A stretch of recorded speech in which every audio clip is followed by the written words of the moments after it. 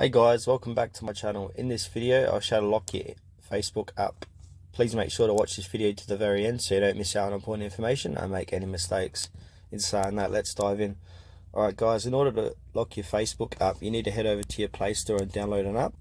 Once you're in Play Store, type in App Locker and then skip the sponsored results and scroll down and click on App Lock by Kill Apps.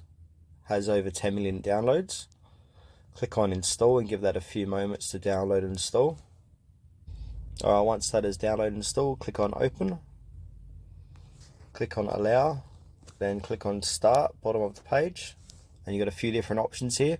Unlock with fingerprint, use a code or a pattern. So for this demonstration, I'm going to use a pattern. Like so. You can add in recovery email or click on finish or both. And now you need to grant some permissions. So go ahead and click on grant permission. Click on app lock and toggle that to on, and then head back.